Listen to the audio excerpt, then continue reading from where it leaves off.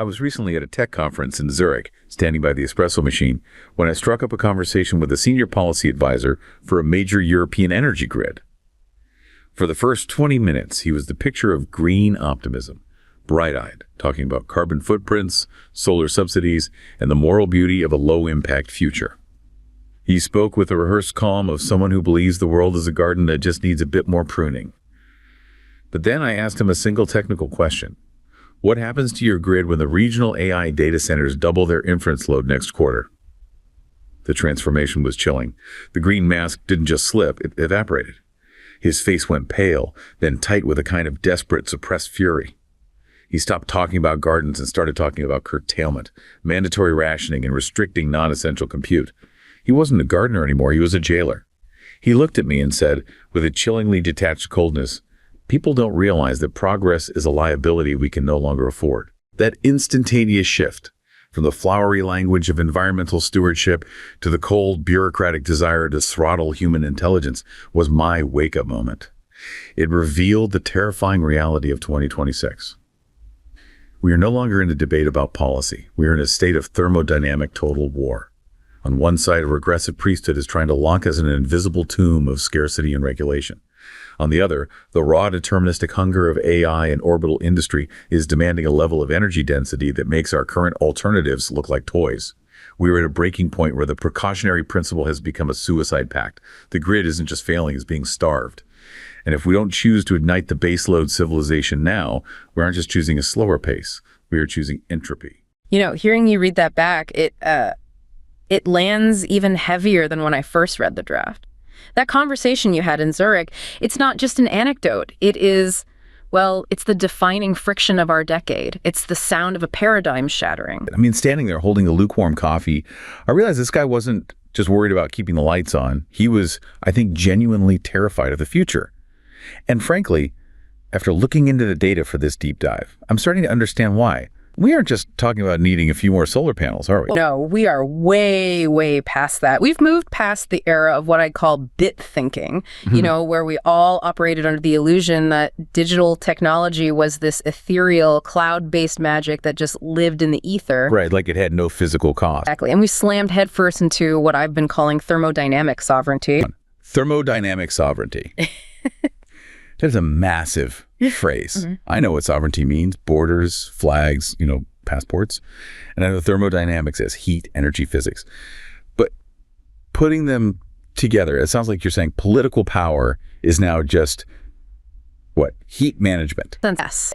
For the last 30, maybe 40 years, power meant software. It meant brand value, financial leverage. It was all soft power. But in 2026, with this convergence of forces we're seeing, power has reverted to the physical. Back to the absolute basics. It's about who controls the densest flows of energy and, crucially, who can manage the resulting entropy. And entropy being the waste heat, right? The disorder. Yeah, exactly. Every single calculation your phone makes, every AI query, it all generates heat. Intelligence is energy processing. And look at the three huge things hitting us all at once. One, the explosion of AI inference, which we'll get into. Right. Two, a massive boom in advanced manufacturing returning to domestic shores. We're actually building physical things again.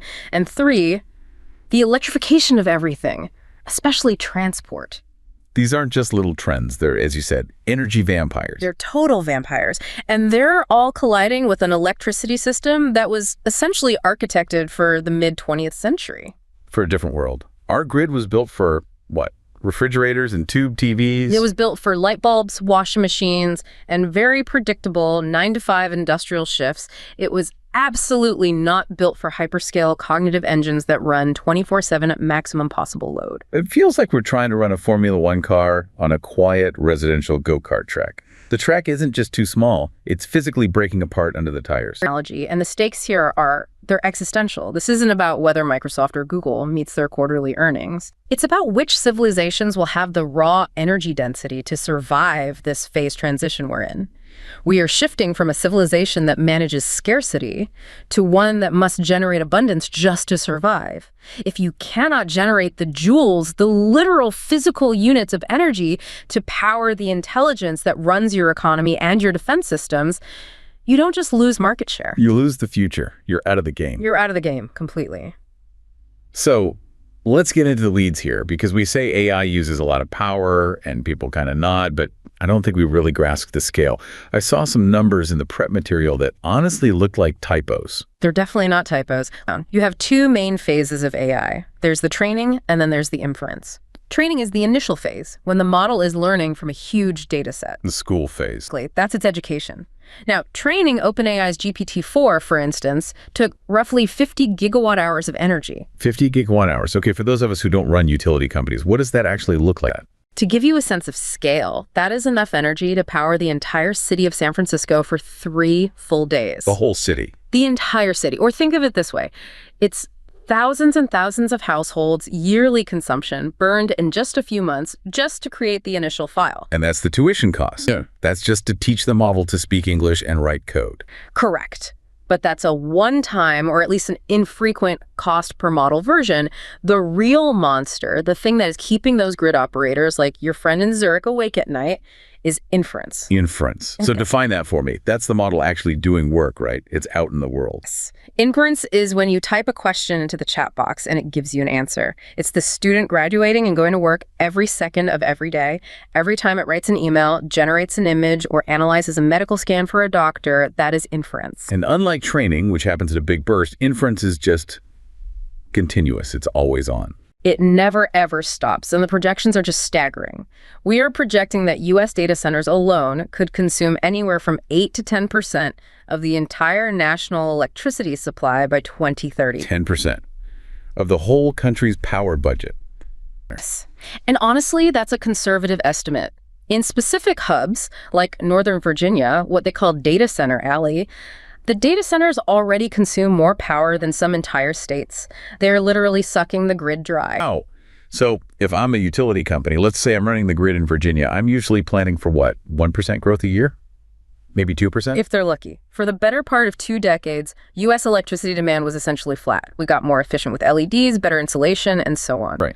Utilities are built for slow, incremental, extremely risk-averse growth. They operate on 30-year horizons, planning for power plants that take a decade to build. Now suddenly big tech comes knocking and asks them to add the equivalent of a new Philadelphia to the grid every few months. And I'm guessing you can't just flip a switch and make a new Philadelphia's worth of power appear overnight. No. And this brings us to what I call the Malacca dilemma of energy. Okay, I know the Strait of Malacca. It's that narrow shipping lane in Asia where a huge chunk of the world's oil tankers go through. It's a classic choke point. Exactly. In geopolitics, if you block the Strait of Malacca, entire economies starve. In the world of energy, we have a very similar choke point: transmission. Generating power is actually the easy part. We can build solar panels, we can build gas turbines, but moving that power from A to B is incredibly hard. Because of the wires, just the physical infrastructure. It's a mix of physics and bureaucracy. First, physics, you lose energy as heat when you push it over long distances. That's simple resistance. But much more importantly, it's bureaucracy. Building new high-voltage transmission lines can take decades. Yeah, you have to get land rights, you have to pass environmental reviews, you have to fight local lawsuits from people who don't want the towers in their backyard. So you can't just build a massive solar farm in the Arizona desert and easily power a data center in Chicago. Sure. You need the power generation to be local to the compute. So the data centers need to be built right next to the power plants. But the power plants are, well, they're where they are. Yeah. And they're not necessarily where the tech companies want to be. They're everywhere and nowhere. And this is where the grid as we know it completely fails. The current grid is a patchwork of overlapping state and federal rules. It was designed for stability, not speed. Right now, there's a system called interconnection queues. Okay. Let's say you're an energy entrepreneur. You go out and build a brand new, clean power plant. You can't just plug it in. You have to apply to the grid operator. That's like taking a ticket at the DMV. It's like taking a ticket at a DMV where the wait time is 7 years. 7 years. Yeah. Just to get permission to plug in. Yes. In many parts of the country, that's the average. The queues are completely backlogged. You might build a beautiful solar farm in 2024 and be told you can't send a single electron to the grid until 2031 because they need to conduct studies on how your power will affect system stability. But in 7 years, the AI models we're using will have evolved 3 or 4 entire generations. That's an eternity in tech time. The tech companies absolutely cannot wait for that. Actually, they are looking at this bureaucratic brick wall and they're saying, we're done asking for permission. This is what's driving the phenomenon of energy anarchy, or maybe more accurately, energy secession. Secession, like a state leaving the country. It's the same principle. Big tech companies, Microsoft, Amazon, Google, are no longer waiting for the utility companies. They are actively looking for ways to go behind the meter. Behind the meter. It sounds like a covert operation. It effectively is. It means building or buying your own power plants that connect directly to your data centers, bypassing the public utility transmission lines entirely. They are creating their own private, sovereign energy islands. You know, this abstract idea of energy islands actually reminds me of something I saw firsthand recently. It puts a very real human picture to what you're describing. Yeah. I heard about this technician in a small post-industrial town in the Appalachian Rust Belt where the local grid had, become a ghost of itself. Yeah. It was prone to brownouts whenever the wind died down or demand spiked. He worked for a boutique AI firm that had moved into an abandoned textile mill, of all places. Yeah. But they weren't relying on the state's decaying infrastructure. Instead, they had cleared a patch of gravel right next to the mill for a small modular reactor, an SMR. Just a compact, humming heart of liquid metal and salt. Oh. And the technician, he described this feeling of unplugging from the legacy world. For the first time in decades, that area had a deterministic, unwavering pulse of energy that didn't have to ask permission from some distant regulatory board. So while the old-timers at the local diner were talking about the good old days of coal, he was just a few miles away watching a whole cluster of H100s hum at full tilt, cooled by the same sovereign power source that was also keeping the lights on in the local school. It's a jarring image, isn't it? As a creator, I find it fascinating and a little bit intimidating to think about power no longer being this shared civic utility, but a private, localized fortress of physics. It really feels like we're watching the birth of a new kind of city-state, one where independence isn't some political slogan, but a straight-up thermodynamic reality. That image, the reactor in the old textile mill, that is the perfect definition of what we're calling consumer-regulated electricity, or CRE. CRE, is that a legal term or more of a concept? It's a regulatory framework that's emerging purely out of necessity. In that story you just told, the AI firm isn't a utility customer anymore. They are their own utility. By physically islanding themselves, literally cutting the wire to the public grid, they bypass the jurisdiction of the public utility commissions. So because they aren't touching the public wires, the state regulators just UDIF. They can't tell them what to do. To a very large degree, yes. They don't need permission from the state board to set their own rates or determine their capacity because they aren't serving the public. They are serving themselves. It's like building a private driveway all the way to the highway, so you don't have to register your car with the local DMV. And the benefits are absolutely massive. First, you get speed. You don't wait in that 7-year interconnection queue. If you can fund the SMR and get the nuclear regulatory approval, which is its own hurdle, of course, but it's a federal one, not a state utility one, you can turn it on as soon as it's built. Okay, so speed is number one. What's number two? Second, you don't socialize the costs. Right, because usually when a utility builds a big new plant, my grandma's electric bill goes up a few cents to help pay for it over 30 years. Exactly. Here, the AI company pays for its own infrastructure. It protects the average ratepayer while unleashing the innovator. And maybe most importantly, it allows for the deployment of technology that the public grid is frankly too scared to touch. Like these SMRs. SMRs, advanced geothermal liquid salt reactors, these advanced technologies need a sandbox to prove themselves, to work out the kinks. The public grid is too rigid, too risk-averse. These private, sovereign energy islands are becoming the laboratories of our energy future. We are watching a fundamental shift from energy as a utility, a boring service you pay for monthly, to energy as territory. Energy as territory. That connects right back to that thermodynamic total war idea from the beginning. If energy is territory, then you have to hold it. But before you can hold it, you have to build it. And you can't build a reactor or a data center out of code.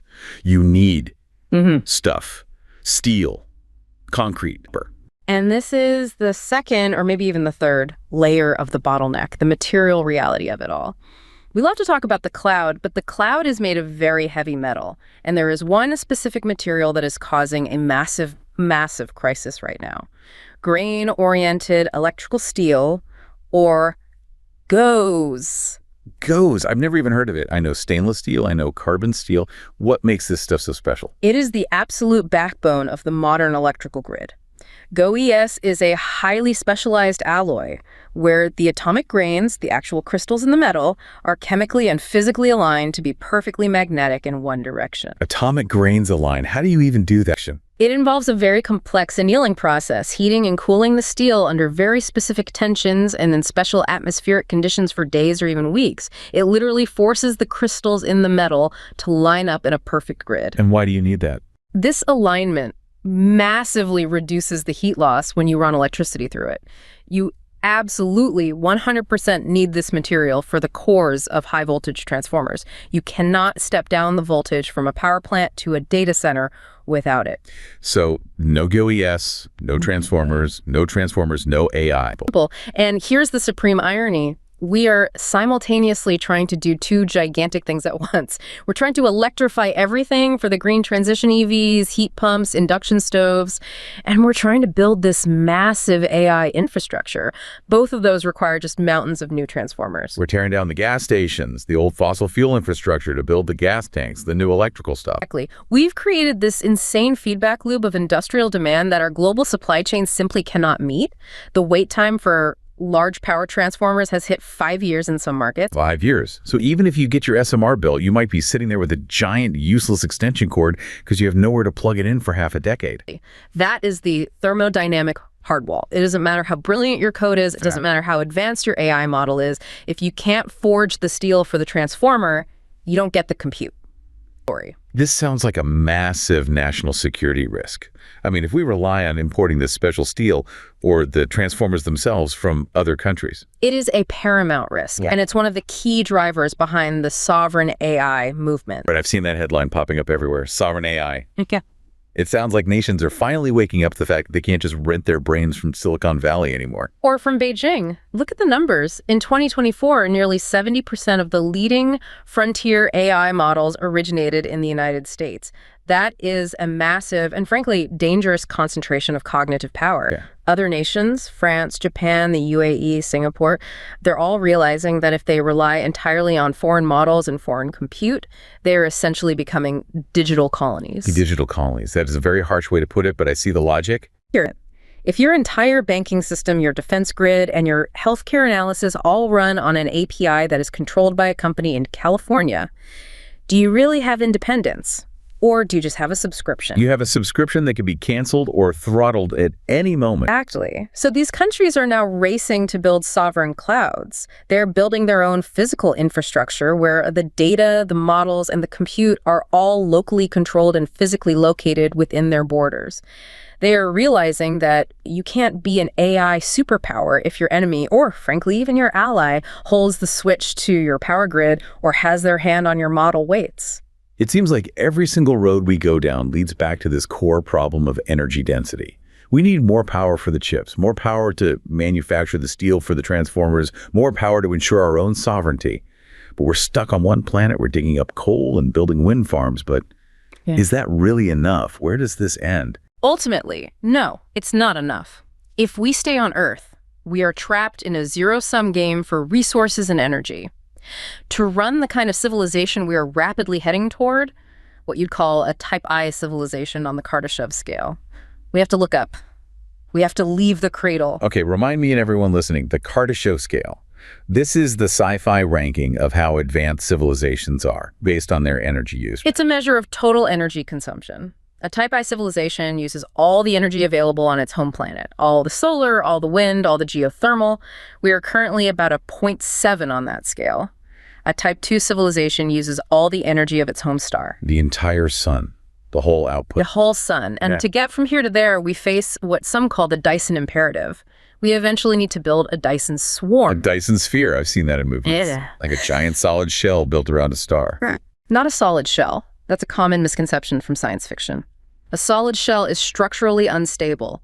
Gravity and orbital mechanics would tear it apart. A Dyson swarm is more plausible. It's billions of independent satellites and habitats orbiting the sun in a dense cloud, each capturing a piece of the solar output and either beaming it somewhere or using it for computation right there in orbit. Okay, so instead of trying to beam all that power back to Earth to run a data center here, you just put the computer in space. Exactly. You move the computer to where the energy is densest. This is what leads to these incredible concepts like matryoshka brains. Matryoshka, like the Russian nesting dolls. Imagine a series of nested computational shells built around a star. The innermost shell runs incredibly hot, performing the most intensive computations using that high-grade energy. It then radiates its waste heat outward. The next shell out captures that slightly cooler waste heat and uses it for less intensive computation. On shell after shell, you maximize the computational efficiency of every single photon leaving the star. That sounds incredibly hot and complex. Well, actually, there is a fascinating counter theory. It's sometimes called the black box or chilly theory. Basic thermodynamics, specifically a thing called Landauer's principle, tells us that every time you erase a bit of information, you have to generate a minimum amount of heat. Okay. But computation is actually more efficient at colder temperatures. That's why we spend so much energy air conditioning server rooms on Earth. Right, to get the heat out. So a truly advanced civilization might not build warm, habitable spheres. They might build massive clouds of smart dust, trillions of tiny, cold computational nodes far out in their star system where it's close to absolute zero. They would turn their entire solar system into a dark, cold, infrared-emitting black box designed to maximize entropy production and therefore computation. That is a spooky thought. Yeah. So if we're looking for signs of advanced alien life, we shouldn't be looking for bright lights. We should be looking for stars that have gone suspiciously dark. We should be looking for star systems that are maximizing the heat tax of the universe. But let's bring this back down to Earth, or at least our solar system for a moment. To build even 1% of a Dyson swarm, or the first shell of a matryoshka brain, we simply cannot launch all the required materials from Earth. Gravity is too expensive. The well is too deep. Actually, we need to stand up a true orbital-heavy industry. We need mass throughput. We need to be able to move gigatons of material around the solar system. This is where something like SpaceX's Starship V3 and the projected drop in launch cost below $100 per kilogram completely changes the equation. $100 per kilogram to orbit. I think that's cheaper than checking an extra bag on some international airlines. It fundamentally shifts spaceflight from being about exploration to being about logistics. We aren't going up there just to plant flags anymore. We're going up there to mine asteroids to build the factories that will build the swarm. But hold on, let me be the skeptic here for just a second. We can't even reliably fix the potholes on I-95. And you're telling me we're going to be mining asteroids in the next few decades. Isn't this just billionaire escapism? Convince me this is an actual economic necessity and not just some sci-fi cosplay. Question. But look at the rare earth metals in the device you're listening on right now. Look at the platinum required for the electrolyzers to make green hydrogen. Look at the nickel needed for all the EV batteries. We are literally tearing up the rainforest and planning to strip mine the deep ocean floor to get those materials. Okay. Space is dead. It has no delicate ecosystem to destroy. And the concentration of valuable metals in a single M-type metallic asteroid can exceed the entire known reserves on planet Earth. If we want a high-tech, high-energy future without completely destroying our own biosphere, we must move the heavy, dirty industry off-planet. It's arguably the only environmental choice that makes sense in the long run. Okay, so the resources are there, the rockets are getting there. But there's another bottleneck, isn't there? One that feels very human. The law. Who owns an asteroid? Buddy.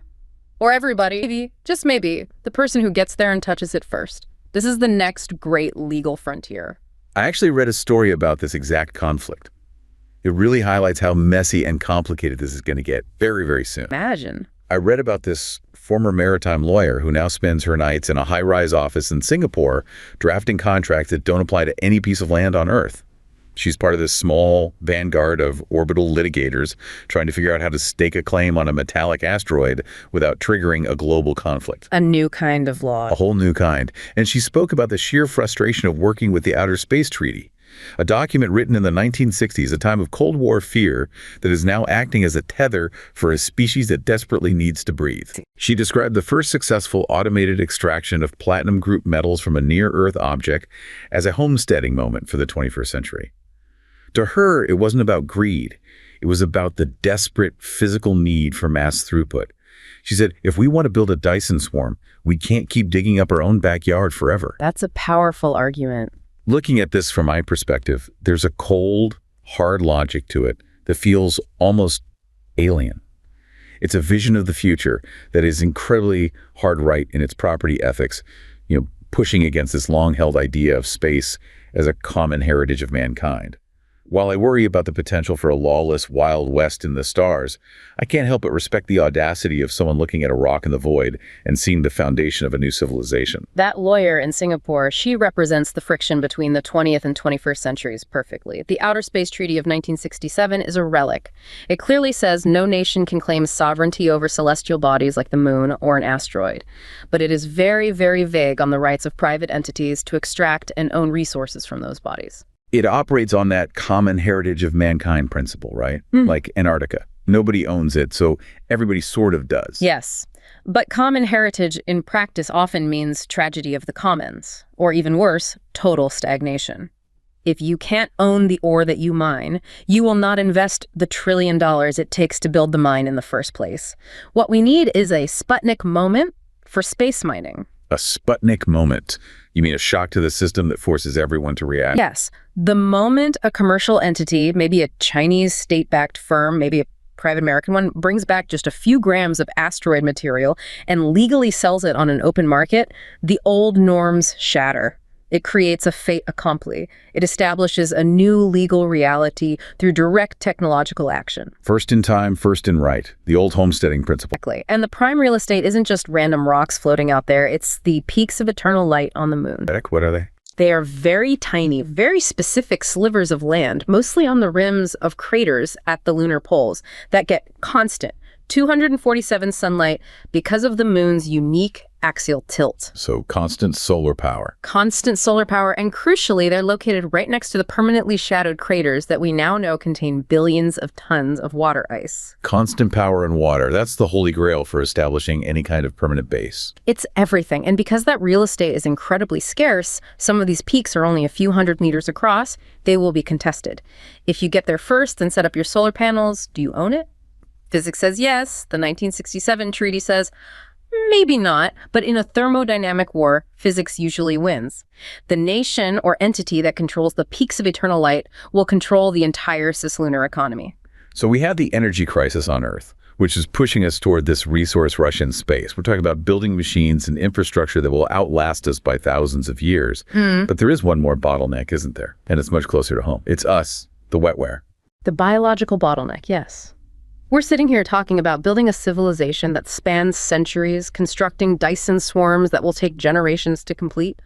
But our individual hardware, the human body, reliably fails after about 80 years. The legacy hardware, as they say in Silicon Valley. From a pure engineering standpoint, aging is just entropy-induced system failure. It's an accumulation of damage at the cellular and molecular level. But our regulatory systems, and frankly our culture, treat aging as something natural and inevitable, rather than a condition to be aggressively treated. This brings us to the concept of the invisible tomb. The invisible tomb. It refers to the unintended consequences of the precautionary principle, which is the guiding philosophy for agencies like the FDA. The idea is to avoid risk at all costs. First, do no harm. Noble. But in avoiding the risk of a new therapy having unforeseen side effects, they delay its approval for years, sometimes more than a decade. And during those years of delay, people just keep dying of the disease that the new drug might have cured. Those are the statistical deaths. They are the invisible graves filled by people who died waiting for a drug that worked perfectly well, but was stuck in phase 3 trials. It's why we're seeing Eroom's law, which is Moore's law spelled backward in the pharmaceutical industry. Wait, I know Moore's law computer chips get exponentially cheaper and faster. Eroom's law is. Drug discovery is getting exponentially slower and more expensive over time. It now costs billions of dollars to bring a single new drug to market, and it takes longer than it did in the 1990s. While AI and computing accelerate at a blistering pace, human biology is being forced to decelerate because of regulation. That feels like a fundamental betrayal. If we can update the software on our phones overnight, why does it take a decade to update a therapy for our bodies? And this is where the DESI movement comes in, right? Decentralized science. Yes. DESI is trying to do for scientific research what Bitcoin did for money. It's using new tools like blockchain and DAOs, decentralized autonomous organizations, to fund research that is too risky, too long-term, or too radical for traditional government grant bodies like the National Institutes of Health. You mean groups like Vita Deo or Athena Day? Exactly. These are global communities of scientists and enthusiasts that pool capital to directly fund promising longevity research. They are trying to shift the entire paradigm from sick care, where we wait until you break and then try to fix you, to eternal health care, where the goal is to keep the machine running in peak condition indefinitely. But it creates this massive social and legal tension. You have the biohacker pushing the absolute limit and the regulator desperately trying to hold them back. And it's not just a theoretical tension, is it? It's happening in converted garages and makeshift labs right now. I actually saw an interview that really drove this point home for me. I saw an interview with this biohacker. He was in a decentralized lab in a converted garage in Palo Alto. This was a man who had watched his father wither away from a brutal neurodegenerative disease while a breakthrough drug for that exact condition sat in phase 3 trials for 7 years. 7 years? He wasn't waiting for a pharmacy anymore. He was part of an open-source global network sharing CRISPR sequences to try and optimize cellular repair mechanisms, operating in these legal gray zones, using encrypted forums and sometimes doing work on boats in international waters. He's going completely outside the system. Absolutely. And he spoke of the FDA's precautionary principle, not as a safety net, but as a slow-motion execution of the elderly. To him, every single day the FDA delayed a promising gene therapy protocol was a day of mass casualties. He viewed his own body as a piece of code base that required an immediate and urgent patch. I see the logic, as extreme as it sounds. It's an intense, almost frantic way to live, and it brings up some very heavy ethical questions about safety and equity.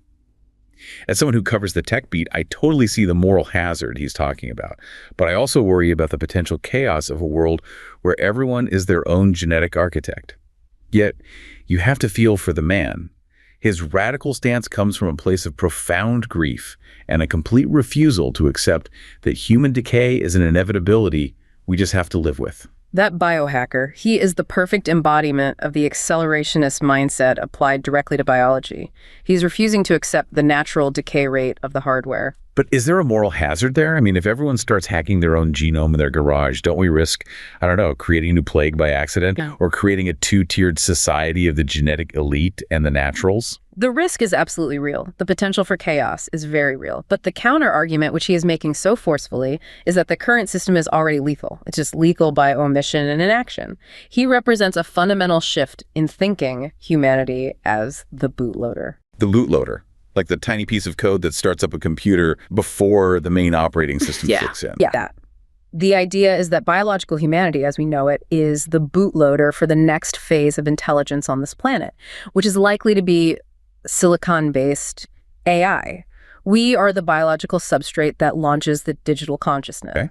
But for us to guide that transition responsibly, for us to remain relevant and capable of managing these godlike systems that we are building, we need to optimize our own hardware. We need to extend our cognitive prime. We need to try and match the longevity of our own creations. So we are racing to fix our own bodies so that we can keep up with our minds, which are being augmented by the machines we're building. It brings it all together. The nuclear reactors, the space mining, the gene editing. It's not 3 separate stories. Yeah. It's all the same war. It is the techno-capital singularity in action. It's a positive feedback loop. Better, denser energy leads to better, faster compute. Better compute leads to breakthroughs in materials science. Better materials science lets us build better reactors and better rockets.